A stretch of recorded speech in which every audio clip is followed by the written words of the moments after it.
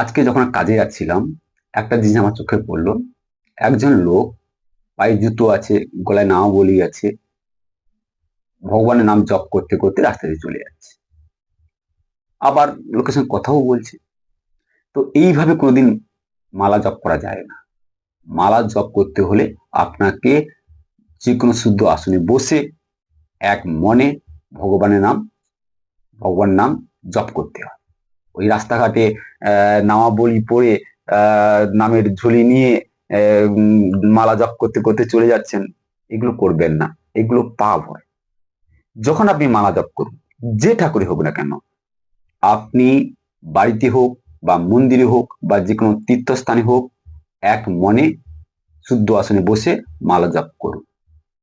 না হলে রাস্তাঘাটে মালা জপ করলে এগুলো কিন্তু পাপ হয়। এগুলো করবেন না, এগুলো করতে নেই। তাই সবসময় মনে রাখবেন, যে কোনো ভগবানের নাম জপ করুন না কেন, সেটা ভালো আসনে বা শুদ্ধ আসনে বসে এক মনে ভগবানের নাম স্মরণ করুন। নমস্কার।